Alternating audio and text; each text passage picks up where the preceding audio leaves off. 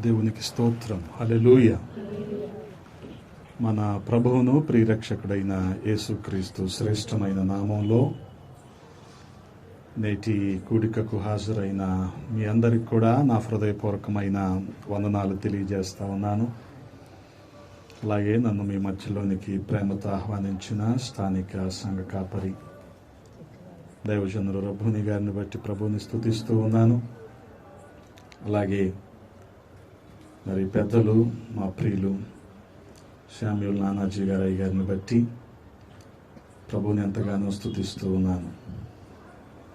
చాలా సంవత్సరాల తర్వాత అయ్యగారితో వేదిక పంచుకోవటం దేవుడు నాకు ఇచ్చిన ధన్యతగా నేను భావిస్తూ ఉన్నాను.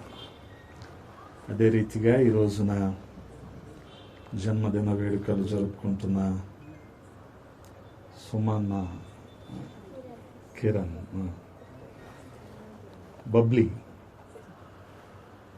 బబ్లీకి నా ప్రత్యేక బర్త్డే విషెస్ తెలియజేస్తా ఉన్నాను. దేవుడు నేను ఇంకనూ దీవించి మరి తన చిత్తానుసారంగా నిన్ను వాడుకొనులాగున, అలాగే మీ అక్క ఇంకో కిరణ్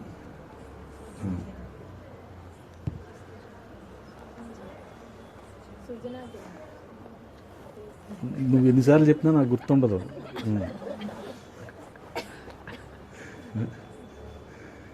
అలాగే మీ అక్కను కూడా దేవుడు దీవించాలని మనస్ఫూర్తిగా కోరుకుంటున్నాను. చాలా సంతోషం. ఒక చిన్న మాటను ధ్యానం చేసుకుందాం. ఫిలిప్పీలకు రాసిన పత్రిక 4వ అధ్యాయం. ఫిలిప్పీలకు రాసిన పత్రిక 4వ అధ్యాయము 6వ వచనాన్ని చదువుతూ ఉన్నాను. గమనించండి. దేనిని గూర్చి చింతింపకుడి గాని ప్రతి విషయములోనూ ప్రార్థన విజ్ఞాపనల చేత కృతజ్ఞతాపూర్వకముగా మీ విన్నపములు దేవునికి తెలియజేయుడి. ప్రార్థన. మమ్మల్ని మిక్కిలిగా ప్రేమించిన మా ప్రియ పరలోకపు తండ్రి, ఈ సాయంకాల సమయంలో మరొకసారి మీ పాద సన్నిధి చేరటానికి మీరు చూపిన కృపను బట్టి స్తోత్రాలు. ఈ రీతిగా సంఘము మరి కుటుంబం అంతా కూడా కలిసి మిమ్మల్ని స్తుతించటానికి మంచి తరుణాన్ని ఏర్పాటు చేశారు. అలాగే పాటల ద్వారా మీరు మహిమ పొందారు. నాకంటే ముందుగా దైవజనుల ముఖాంతరంలో నుంచి మీరు మాతో మాట్లాడారు. ఆ రీతిగా తండ్రి, అల్పుడైన నన్ను మరుగు చేయండి. మీ లేఖనాన్ని వివరించడానికి శక్తినివ్వండి, సహాయము చేయండి. సమస్తాన్ని మీ స్వాధీనంలో ఉంచుకోనండి. మీకే మహిమలు ఆరోపిస్తూ యేసయ్య పరిశుద్ధ నామంలో అడిగి వేడుకుంటున్నాము తండ్రి, ఆమేన్. ప్రభువునందు ప్రియ సహోదరి సహోదరులారా, ఈ రాత్రికాల సమయంలో కొద్ది తలంపులు మీతో నేను పంచుకుంటాను.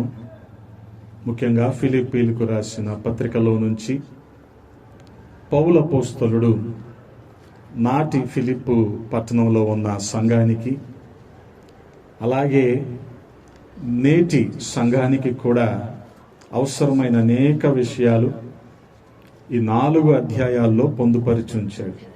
ముఖ్యంగా తన 2వ మిషనరీ ప్రయాణంలో కలిగిన ఆటంకం, ముఖ్యంగా చెరసాలలో ఉన్నప్పుడు రాయబడిన పత్రిక. కానీ ఈ పత్రిక అంతటిలో కూడా ఏమంటాడంటే, ఫిలిప్పు ఆనందించండి, ప్రభువునందు ఆనందించండి, మరలా చెప్తున్నాను ఆనందించండి అంటాడు. ముఖ్యంగా ఈ కుటుంబం కూడా ఆనందించే కుటుంబమే. బబ్లీని చూసిన వెంటనే నవ్వుద్ది, అది నవ్వింది. అన్నం చూసిన అలాగే నవ్వుతాడు. సాధారణంగా మ్యాథ్స్ టీచర్లు నవ్వరు. I kept 21 years of teaching experience. Maths టీచర్లు నవ్వరు. ఇందిరా మిస్ నవ్వుద్ది.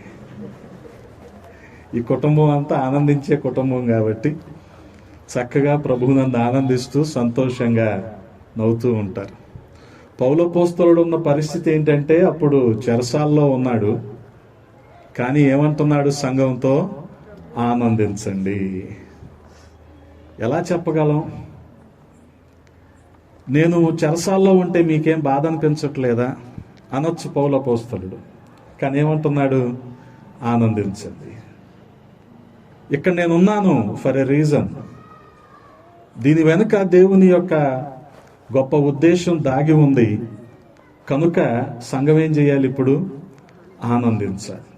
ప్రాముఖ్యంగా ఈ 4వ అధ్యాయములో 4వ వచనం మొదలుకొని 20వ వచనం వరకు ప్రతి వచనాన్ని గనుక మనం శ్రద్ధగా చదవగలిగితే, వాటిని కాస్త ధ్యానించగలిగితే, 4వ వచనంలో అంటున్నాడు,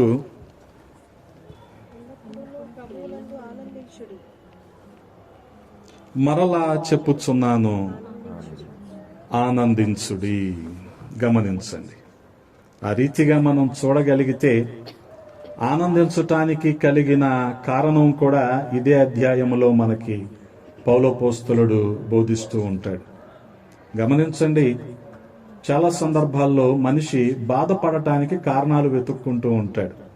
ఈ కారణం చేత బాధపడదాం, ఈ కారణం చేత నిరుత్సాహపడదాం అని తనకు కలిగిన అనుభవాలను జ్ఞాపకం చేసుకొని మరీ బాధపడుతూ ఉంటాడు. కానీ ఇక్కడ పౌలపోస్తలుడు ఒక గొప్ప మాదిరిని మనకు బోధిస్తున్నాడు. అదేంటంటే ప్రభువునందు ఆనందించటం. పరిస్థితి ఏమైనప్పటికీ, స్థితిగతులు మారినప్పటికీ ప్రభువునందు ఆనందించే గొప్ప అనుభవం ఏ వ్యక్తి కలిగి ఉంటాడో వారు ఖచ్చితంగా ప్రభువుని సంతోషపెట్టగలరు. హల్లెలూయా. ముఖ్యంగా మన ఉద్దేశం ఏంటంటే ప్రభువుని సంతోషపెట్టడమే. సంతోషపెట్టాలంటే ఖచ్చితంగా ఆయన యందు మనము ఆనందించే వారిగా ఉండాలి. అందుకే 8వ వచనంలో చూడగలిగితే ఒక మాటను పౌలపోస్తలుడు మనకు చెప్తూ ఉన్నాడు. యాక్చువల్లీ నేను చదివించను సిస్టర్, కానీ ఈ లైటింగ్కి నేను చూడలేకపోతున్నాను. చదవండి. మెట్టుకు సహోదరులారా, ఏ యోగ్యత అయినను ఏ మెప్పైనను ఉండిన ఎడల, ఏవి సత్యమైనవో, ఏవి మాన్యమైనవో, ఏవి న్యాయమైనవో, ఏవి పవిత్రమైనవో, ఏవి రమ్యమైనవో, ఏవి ఖ్యాతి గలవో వాటి మీద ధ్యానముంచుకొనుడి. హల్లెలూయా. ప్రభువునందు ఆనందించటంలో మొదటి మెట్టేంటో గమనించండి. ఏవి సత్యమైనవో, ఏవి మాన్యమైనవో, ఏవి న్యాయమైనవో, ఏవి రమ్యమైనవో, ఏవి పవిత్రమైనవో వాటి మీద మనము ధ్యానముంచుకోవాలి. గమనించండి, ఇంగ్లీష్లో రాయబడి ఉంటుంది థింక్. ఇక్కడ తెలుగులో వాడిన పదము ధ్యానం ఉంచుకోవటం. అందుకే పౌలపోస్తలుడు ఈ అధ్యాయంలో 3 విషయాలు మనకు నేర్పిస్తున్నాడు. మొదటిది ఏంటంటే థింక్. దేవుడు మన జీవితాల్లో ఏం చేశాడో వాటిని మనం తలపోసుకున్నప్పుడు ఖచ్చితంగా మనము ఆనందిస్తాము. హల్లెలూయా. థింక్. చాలా సందర్భాలలో ప్రభువు మనకు చేసిన మేలు, ఆయన మనల్ని నడిపించిన విధానం, ఆయన మనల్ని ఏ అనుభవాలు గుండా తీసుకువెళ్తూ ఉన్నాడో వాటిని మనము తలపోసుకున్నప్పుడు ఖచ్చితంగా ప్రభువునందు మనము ఆనందించగలం. వాస్తవానికి చెప్తున్నాడు, ఏవి మాన్యమైనవో, ఏవి పవిత్రమైనవో, ఏవి రమ్యమైనవో. దేవుని వాక్యాన్ని మించిన పవిత్రమైనది ఈ ప్రపంచంలో ఏమైనా ఉంటుందా? ఆయన వాక్యంలోని మాధుర్యాన్ని మించిన రమ్యమైనది ప్రపంచంలో ఏమైనా ఉంటుందా? ఆయన వాక్యాన్ని మించిన సత్యము ఏమైనా ఉంటుందా? అందుకే రాబోయే సంగతులను కూడా ఆయన మన ముందుగానే పరిశుద్ధ గ్రంథంలో ఆయన భద్రపరిచి ఉంచాడు. నా ప్రజలైన వారు వీటిని అనుసరించాలి, వీటి గురించిన అవగాహన ఉండాలి అన్న ఉద్దేశముతో. ఎప్పుడైతే ఇటువంటి మేలుకరమైన విషయాలు మనం తలపోసుకుంటా ఉంటామో, ఆయన చేసిన మేళ్లను మనం తలపోసుకుంటా ఉంటామో, అన్నీ ఇన్ని కాదండి, ప్రతి ఒక్కరి జీవితాల్లో మనం అడిగి చూస్తే అనేకమైన మేళ్ళు కనబడుతూ ఉంటాయి. ఈలోపుగానే అపవాది అంటాడు, చాలే, ఎంతకంటే గొప్ప వాళ్ళు చాలామంది ఉన్నారు, నువ్వు వీటినే చెప్పుకోని అవసరం లేదు అంటాడు. కానీ ప్రతి మేలును మనము చెప్పుకొని తీరాల్సిందే. హల్లెలూయా. చెప్పుకోవాలి అంటే ఖచ్చితంగా వాటిని మనము ఆలోచించాలి, వాటిని మనం ధ్యానించాలి. ప్రభువు చేసిన మేలు. వాస్తవానికి ఈ రోజున మనం సజీవుల సంఖ్యలో ఉన్నామంటే అది ఆయన మన జీవితంలో చేసిన మేలు. హల్లెలూయా. ఆ రీతిగా గమనించగలిగితే మొదటి అనుభవాన్ని పౌలపోస్తలుడు మనకి నేర్పిస్తూ ఉన్నాడు. అదేంటంటే థింక్. 8వ వచనంలో. 6వ వచనంలో మరొక అనుభవాన్ని పౌలపోస్తలుడు నేర్పిస్తున్నాడు. ఏంటది? ఒకసారి చదువుతారా? 6వ వచనము. దేనిని గూర్చియు చింతపడకుడు గాని ప్రతి విషయములోను ప్రార్థన విజ్ఞాపనముల చేత కృతజ్ఞతాపూర్వకముగా మీ విన్నపములు దేవునికి తెలియచేయుడి. రెండవ అనుభవాన్ని పౌలపోస్తలుడు మనకి చెప్తున్నాడు. థ్యాంక్. మొదటిది థింక్, రెండవది థ్యాంక్. దేవుడు చేసిన మేలును తలపోసుకోవటం మాత్రమే కాదు, ఆయనకు కృతజ్ఞతాస్తుతులు మనము చెల్లించాలి. ఎప్పుడైతే ఆయనకు మనం కృతజ్ఞతాస్తుతులు చెల్లిస్తామో మన ఫలము అధికమవుతుందన్న సంగతిని మనం జ్ఞాపకం ఉంచుకోవాలి. గమనించండి. ఎక్కడో డాబా కొట్లు సెంటర్లో బస్సు దిగా అనుకుందాం, లేదు గంగానమ్మ గుడి దగ్గర బస్సు దిగాను అనుకుందాం. అండ్ ఇక్కడ కిరణ్ గారి ఇల్లు ఎక్కడ అంటే, రండి నేను తీసుకెళ్తానని ఒక అతను తన బైక్ ఎక్కించుకున్నాడు. ఇక్కడ దించాడు. దించిన వెంటనే నేను మెట్లెక్కి పైకి వచ్చేసా. అతని పాటికి అతను వెళ్ళిపోతే ఏమనుకుంటాడు? యూజ్లెస్ వేలో, వీడికి థ్యాంక్స్ చెప్పడం కూడా రాదు అనుకుంటాడు అనుకోడా. అదే అతనికి నేను థ్యాంక్స్ చెప్పాను అనుకోండి, చాలా సంతోషపడతాడు. సంతోషపడి ఈసారి నేను ఎప్పుడైనా వివేకానంద స్కూల్ దగ్గర లేకపోతే కనకారావు కొట్టు దగ్గర కనిపించాను అనుకోండి, మాస్టర్ ఎక్కడికి వెళ్ళాలండి రండి అంటాడు. ఎందుకని? అంతకుముందు నేను థ్యాంక్స్ చెప్పాగా. ఇప్పుడు అర్థమవుతుందా థ్యాంక్స్లో ఎంత ఆనందం ఉంటుందో, ఎంత ఫలము దాగి ఉంటుందో? గమనిస్తున్నారా?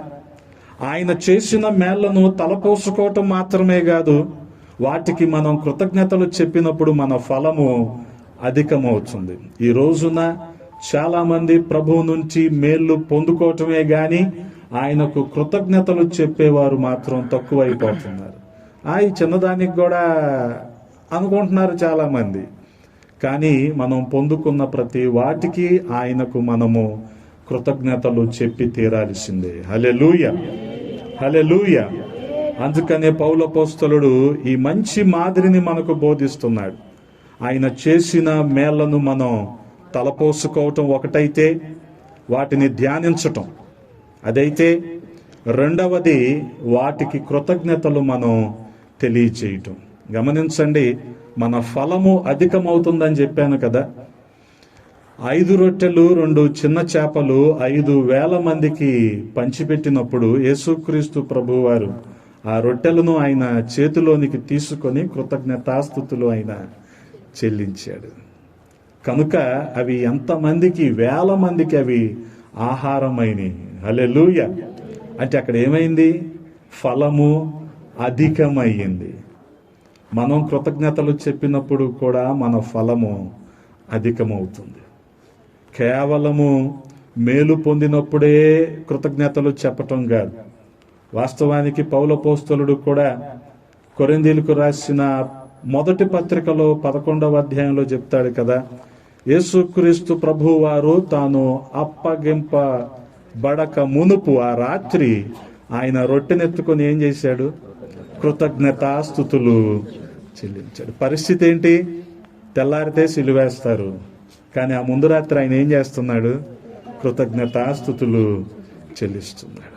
దీన్నే తూచా తప్పకుండా పౌలపోస్తలుడు పాటించాడు తన జీవితంలో. కనుకనే ఫిలిప్పు పత్రిక రాసే సమయానికి ఎక్కడున్నాడని చెప్పాను? చెరసాలలో ఉన్నాడు. అయినా సరే ఏమంటున్నాడు? సంఘాన్ని ఆనందించమంటున్నాడు. ఎంత గొప్ప మాదిరిది కదా! ఎంత గొప్ప మాదిరి! ప్రభువునందు ఆనందించటం. అన్నీ ఉన్నప్పుడు ప్రైజ్ ద లార్డ్, హల్లెలూయా అందరూ చెప్తారు. అందులో పెద్ద గొప్ప సంగతి ఏమీ లేదు. ఏమీ లేనప్పుడు ప్రభువుని స్తుతించడం అంటేనే కొద్దిగా మనిషికి కష్టంగా ఉంటుంది.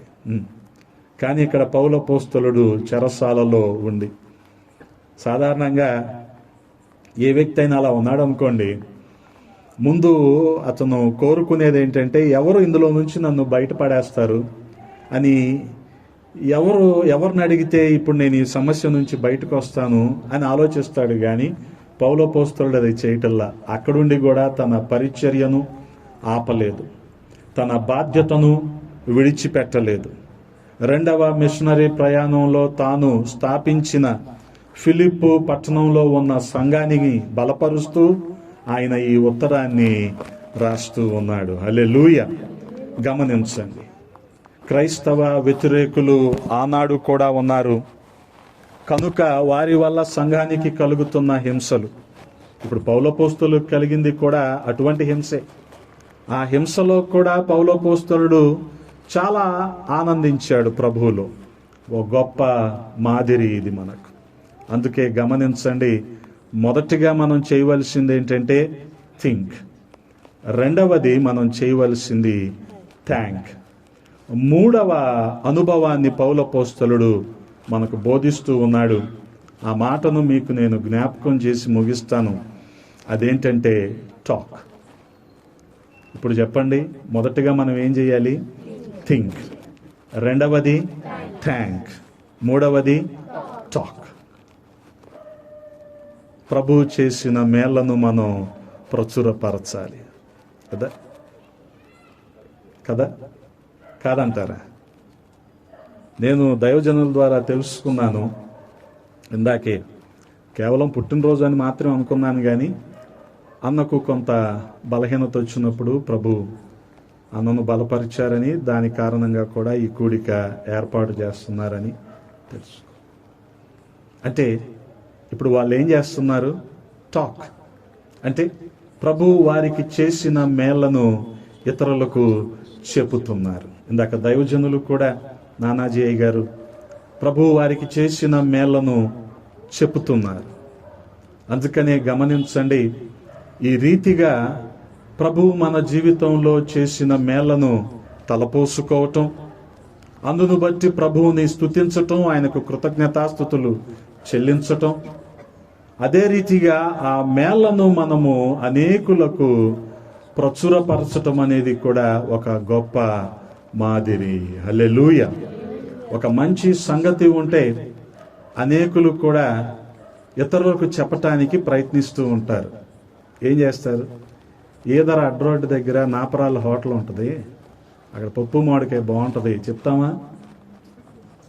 గుంటూరులో సుబానీ ఉంటుంది, కిచెన్ బాగుంటుంది చెప్తామా? మరి ఇటువంటివి చెప్పినప్పుడు ప్రభు మన జీవితంలో చేసిన మేలు చెప్పకపోతే ఎలాగా కదా? ఆ అనుభవం కూడా పౌలపోస్తలుడు మనకి నేర్పిస్తూ ఉన్నాడు. అందుకనే గమనించండి, తిరిగ్గా ఉన్నప్పుడు ఈ 4వ వచనం నుంచి 20వ వచనం వరకు ఉన్న ఈ వాక్య భాగాన్ని కాస్త ధ్యానించటానికి ప్రయత్నించండి. ఇందులో దేవుని యొక్క గొప్ప ఉద్దేశం మనకి అర్థమవుతూ ఉంటుంది. అదే పౌలపోస్తలుడు మనకి బోధిస్తూ ఉన్నాడు. మొదటిది థింక్, తలపోసుకోవాలి, ధ్యానించాలి. రెండవది థ్యాంక్, అంటే ఆయనకు కృతజ్ఞతాస్తుతులు మనము చెల్లించాలి.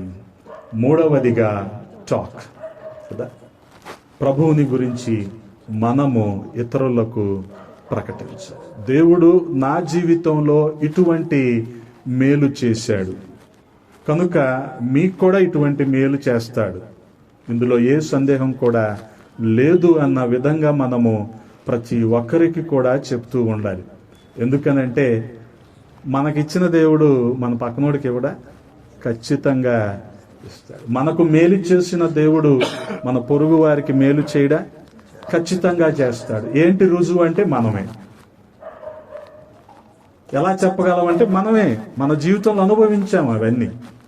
అదే రీతిగా దేవుని ఉచితమైన కృపను బట్టి రక్షించబడిన మనము అనేకులకు ఈ రక్షణ భాగ్యాన్ని గురించి పరిచయం చేయవలసిన అవసరం కూడా ఉంది. హల్లెలూయా. మనం పొందుకున్న గొప్ప ఆశీర్వాదం ఏదైతే ఉందో అది కేవలము ఆయన రక్తము కార్చి తన ప్రాణము పెట్టడం ద్వారా మనకు కలిగిన ఉచితమైన రక్షణ. ఈ వస్తువాహన సంపదలనేవి అవి ఉండొచ్చు, లేకపోవచ్చు. కానీ యేసుక్రీస్తు ప్రభువారు తన యవన రక్తాన్ని కార్చి మన కోసము తన ప్రాణాన్ని పెట్టి మనల్ని ఆయన రక్షించుకున్నాడు. ఈ విషయాన్ని కూడా మనము అనేకులకు తెలియజేసే వారిగా ఉండాలి. ఆ రీతిగా ప్రియ సహోదరి సహోదరులారా, మరి కూడికను ఏర్పాటు చేసుకున్న కుటుంబం వారి అవసరతలు ఏమైనప్పటికీ ప్రభువు తీర్చాలని మన అనుదిన ప్రార్థనల్లో జ్ఞాపకం చేసుకుందాం. అలాగే కిరణన్న డ్యూటీలో, మరి ఇందిరా టీచర్ గారి ఉద్యోగంలో ప్రభు సహాయము చేసి అనేక రీతులుగా వారిని హెచ్చించాలని, అలాగే పెద్ద పాప సృజనా కిరణ్, చిన్నమ్మాయి సుమనా కిరణ్, అది మళ్ళీ నవ్వుతుంది. సో వీరిని కూడా దేవుడు దీవించి వారికి మంచి భవిష్యత్తునిచ్చి అనేకులకు మేలుకరంగా, కుటుంబానికి దీవెనకరంగా, సమాజానికి మేలుకరంగా వారిని ఉంచాలని వారిని దీవిస్తూ ఈ కొద్ది మాటలు నేను ముగిస్తూ ఉన్నాను. దేవుడు మనల్ని కూడా దీవించునుగాక. ఆమేన్. తలలు వంచండి, చిన్న ప్రార్థన చేసుకుందాం. పరిశుద్ధుడా, ప్రేమ కలిగిన తండ్రి, ఈ సాయంకాల సమయంలో కొద్ది మాటలు ధ్యానించటానికి కృపనిచ్చారు. స్తోత్రాలు రాజా. పౌలపోస్తలుడు చెరసాలలో ఉండి కూడా ప్రభువునందు ఆనందించటమని గొప్ప మాదిరిని మాకు బోధించాడు. ఆ రీతిగా మీరు చేసిన మేళ్లను మేము తలపోసుకుంటూ వాటిని ధ్యానించుకుంటూ ఆ రీతిగా వాటిని గూర్చి మీకు కృతజ్ఞతాస్తుతులు చెల్లిస్తూ వాటిని అనేకులకు తెలియజేస్తూ మేము మీకు సాక్షులుగా ఉండులాగున సహాయము చేయండి. కూడికను ఏర్పాటు చేసుకున్న ఈ కుటుంబాన్ని మీరు దీవించండి. వారి ప్రతి అవసరతలో మీరు తోడుగా ఉండండి, సహాయము చేయండి. వారి కుటుంబాన్ని, స్థానిక సంఘాన్ని దీవించండి, ఆశీర్వదించండి. జరగనయున్న కార్యక్రమాన్ని మీ హస్తాలకు అప్పగించుకుంటూ యేసయ్య నామంలో అడిగి వేడుకుంటున్నాము తండ్రి. ఆమేన్. మీ అందరికీ వందనాలు. దేవుడు మిమ్మల్ని దీవించునుగాక. ఆమేన్.